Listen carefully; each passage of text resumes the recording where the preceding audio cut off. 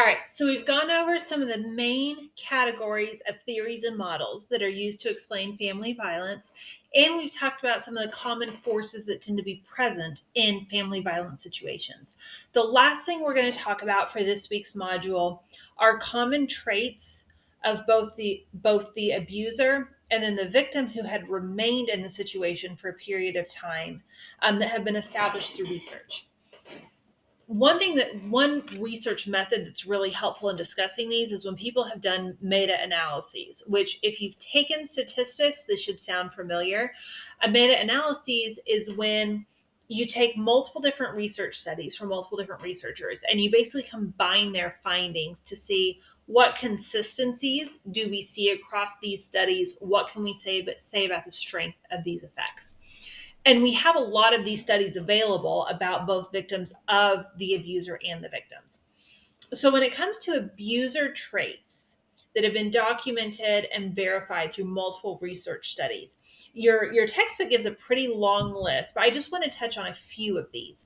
The first is the idea of violence in the family of origin.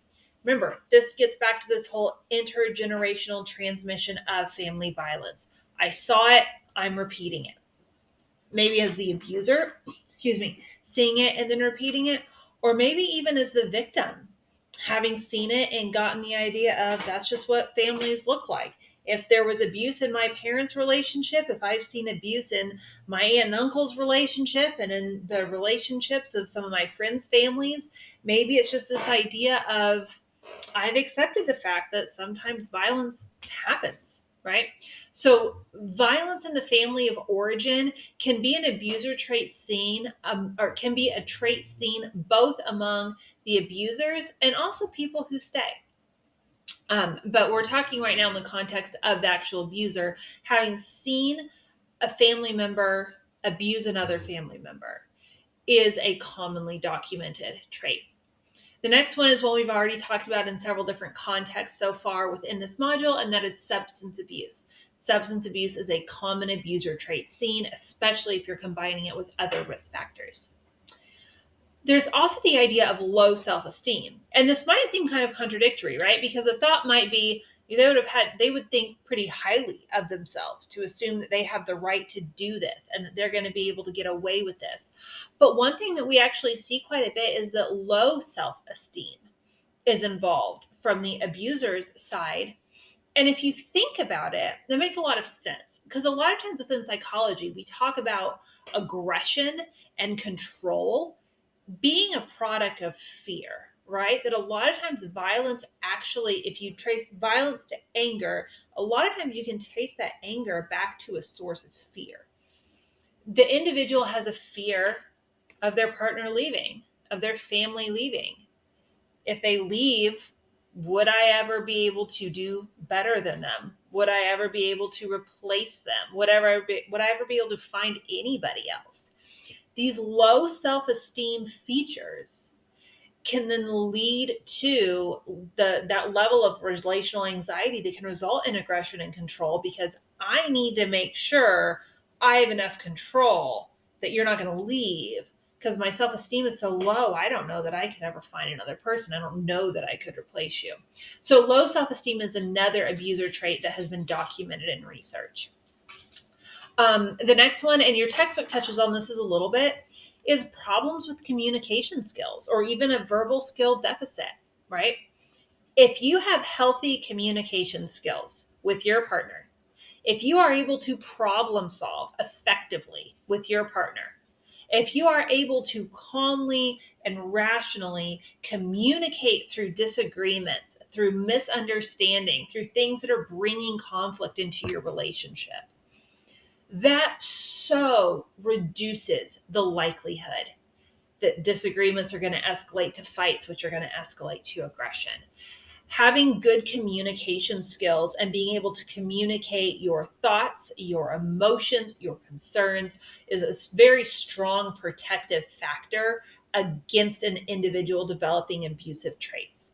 So one thing that we've seen documented in the research is, again, a problem with communication skills or a deficit in verbal skills and verbal communication is linked to the likelihood of an individual at some point engaging in domestic abuse.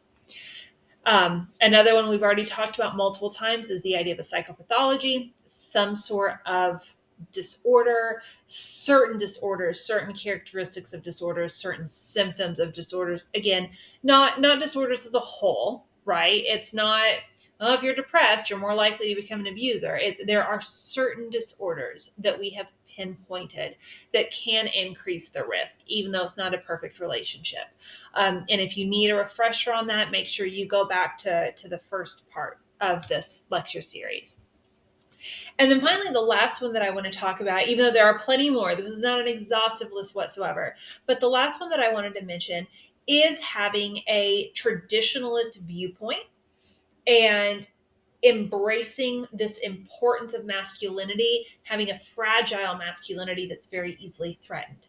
But this traditional viewpoint of men are this way and women are this way, and masculinity meaning toughness and domineering and being the head of the household and all this is so important.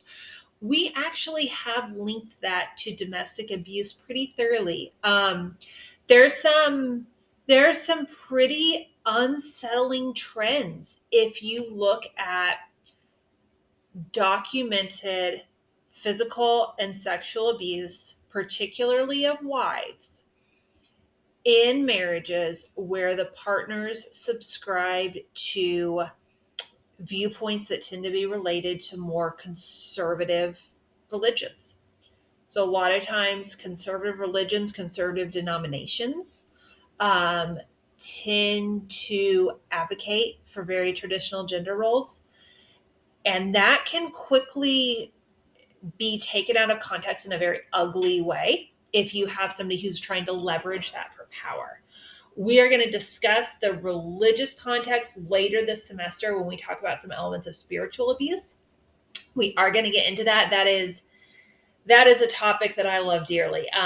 That's an area that I have a lot of interest in. And so we are going to get to that later in the semester. But for now, this idea of having those traditionalist views, those stereotype gender roles, a very narrow definition of what masculinity and femininity look like, that has been linked to a possible abuser trait.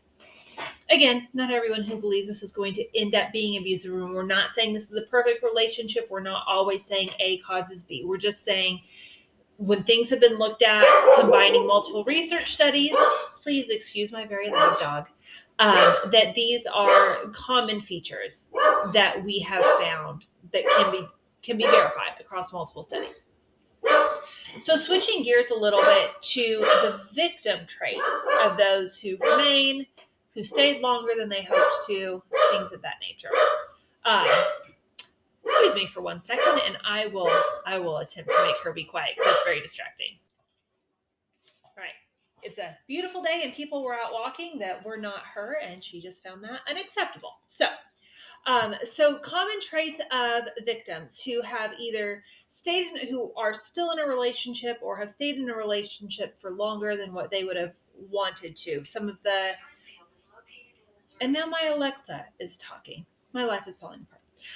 So traits of women who have stayed longer than what they would have liked to, and some of the things that they have reported being a barrier to them leaving.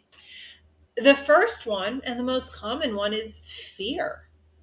A lot of times as these situations escalate, they become fearful of what's going to happen if I leave.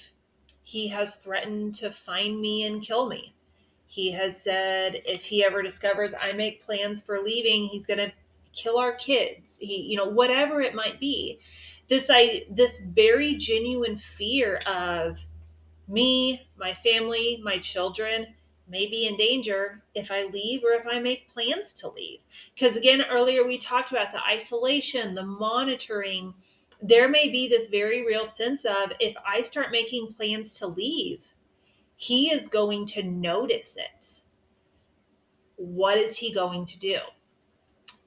One interesting correlate there is for a while, I don't know if you know how, like at the grocery store or even at Walmart and Target and stuff, when you swipe your credit card, they'll give you the option of, do you want an extra $20, $10, $50, whatever their numbers are.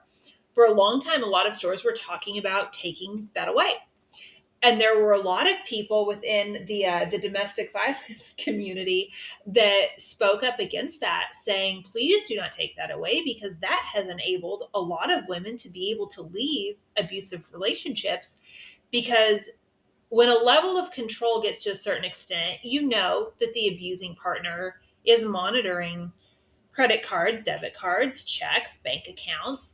And so a lot of, and I'm using women because we typically see this in male female relationships. A lot of women get into a place of fear of, I can't go to the bank and take out $50 a week to start saving up to leave, because he'll notice. I can't take a huge chunk of money out of our checking account or out of our savings account, because he'll notice, and then he'll cut me off, and then what will he do, and all this. So for a lot of women, the idea of, I can't do this, but if the grocery bill goes up $20 a week, he's probably not going to notice that.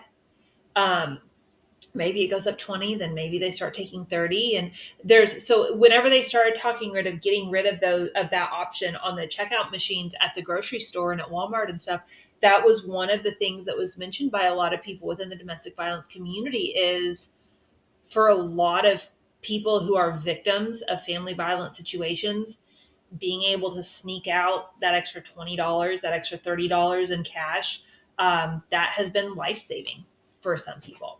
So that idea of fear, what would happen if I leave, or if he found out or if they found out, the abuser found out they were making plans to leave.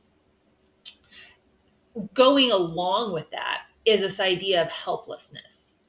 So the idea behind helplessness, as has been conceptualized in the research, is really feeling trapped, really feeling like, if I look at my logistics of my situation, I don't have a way out, right? I don't have a way to make a plan to fix this situation. I don't have an option B I can put together here. There's no alternatives for me. As a subcategory of helplessness, I know your textbook discussed them as two totally separate things, but I really think it makes sense to see this kind of as a bullet point under helplessness, is the idea of a lack of resources. Maybe they are isolated, as we had discussed earlier. Maybe they don't have funds, right?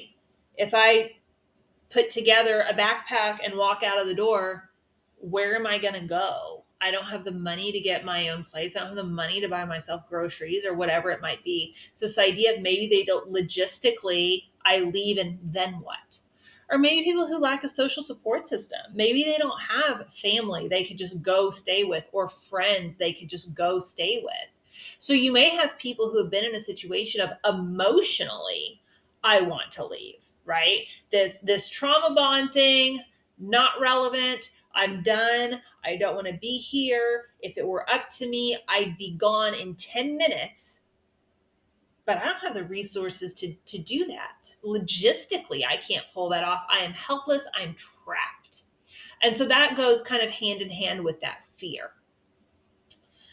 The next element of common traits among people who have stayed is this idea of guilt or of failure. The failure of, maybe they have been raised with the sociocultural messaging of, leaving a marriage is failing. You have failed at something, even if you were being abused. Leaving a marriage is failure. And that being a very powerful message that makes a lot of people stay. And we're going to get into this more when we do talk about the spiritual abuse, because this is very, very prevalent, especially among conservative religions. To leave a marriage is to fail. Or the guilt side of it, of, maybe they do feel like they did something to deserve it. Maybe the victim has been beaten down so much emotionally, and how that shapes the cognitive ways they analyze their own behaviors or their own features or their own worth. Down there. That maybe they do feel like, I did something to deserve this. If I would not have done this thing wrong, then this would not have happened. If I can just do this better, this won't happen anymore. So this idea of a guilt or a failure that has kept them in longer than, upon reflection, that they would have liked to have stayed in. And then the last piece of it, as we've already gone through earlier in these modules, is the traumatic bonding and minimizing the abuse. right? They're trauma bonded. They want the abuser to get better. They focus on the positive interactions they have, and they're determined to find a way to make those positive interactions be more and last longer. And as part of that, a lot of times you'll see victims minimizing the abuse. It wasn't that bad. It's not like they've ever broken any bones. It's not like they've ever given me a black eye.